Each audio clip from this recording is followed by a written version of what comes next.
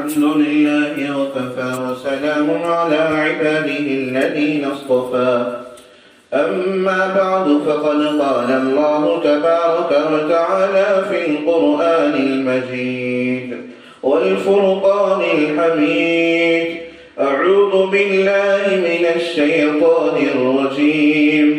بسم الله الرحمن الرحيم سبحان الذي أسرى بعبده ليلا من المسجد الحرام إلى المسجد الأقصى الذي باركنا حوله لنريه من آياتنا إنه هو السميع البصير صدق الله العظيم. محترم سامعین کرام، جو آیت کریمہ میں نے خطبے میں پڑھی ہے وہ سورہ بنی اسرائیل کی پہلی آیت ہے،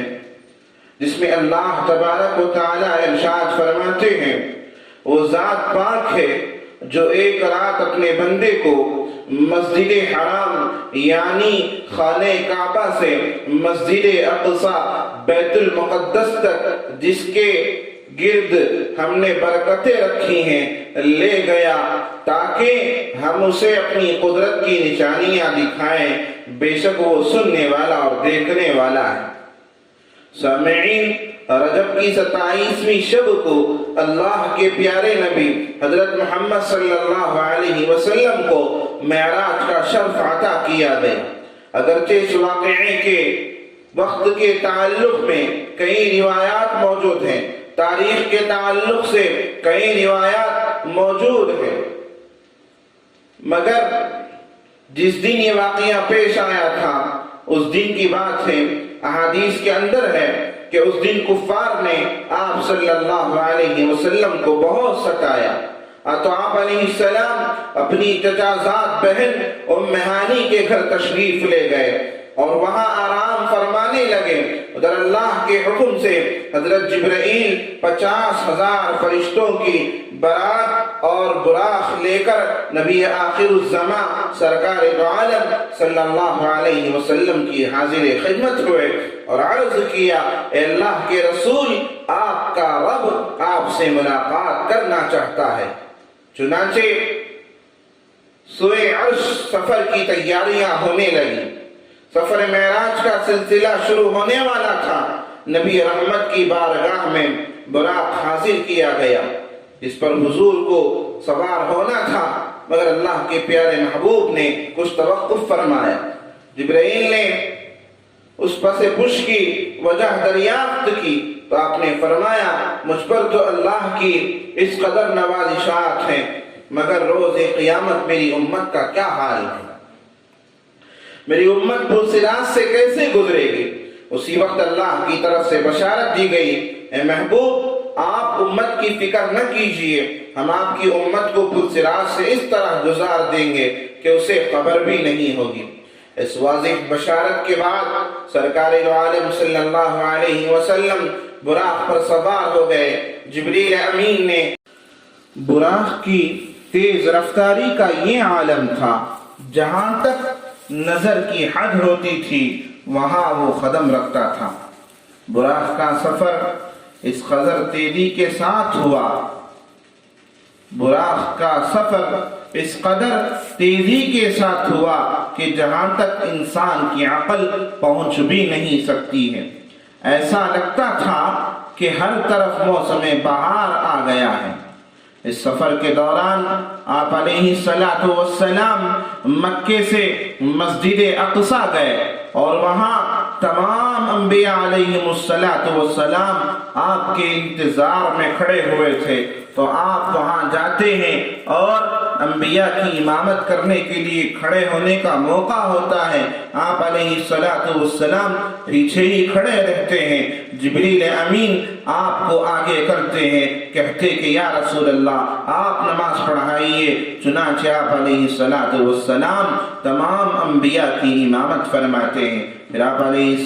السلام آسمانوں میں اللہ سے ملاقات کرنے کے لیے تشریف لے گئے۔ وہاں اللہ نے آپ کو جنت و دوزخ دکھایا اور مختلف طرح کے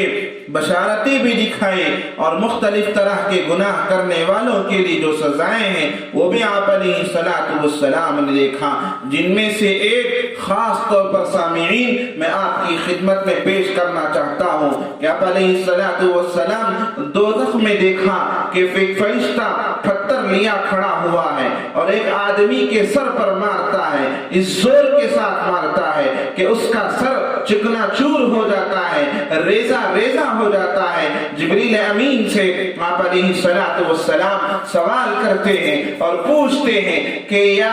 جبرائیل یہ کیا بات ہے، یہ کس کو اس طرح کا سزا دیا جا رہا ہے؟ تو جبرائیل نے بتایا کہ یا رسول اللہ یہ بے نمازی کا حال ہے، یہ بے نمازی کا حال ہے۔ جو آدمی نماز چھوڑ دے گا بروز قیامت اللہ کی طرف سے اسے یہی سزا دی جائے گی۔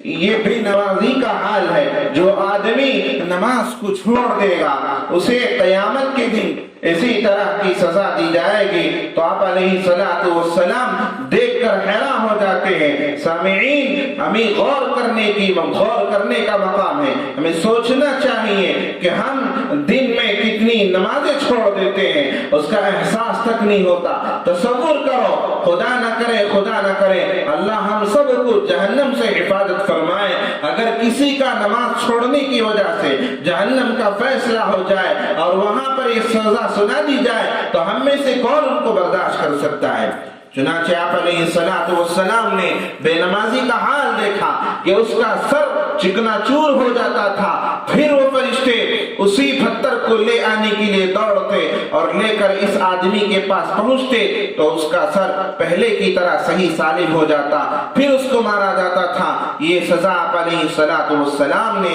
بے نمازی کی دیکھی، اور چند آدمیوں کو دیکھا کہ جن کے پیٹ آئینے کے شیشے کی طرح تھی، شیشے کے آئینے کی طرح تھی، جس کے اندر سے زہریلے جانور، کیڑے مکوڑے اور طرح طرح کے مختلف درندے اس کے پیٹ میں گھوم رہے تھے۔ تو جبرائیل سے آپ علیہ السلام نے پوچھا کہ یہ کون لوگ ہوں گے اور یہ کن کا پیٹ ہے، یہ کس کی مثال ہے، کن کو ایسے سزا دی جائے گی؟ تو جبرائیل نے بتایا کہ یا رسول اللہ جو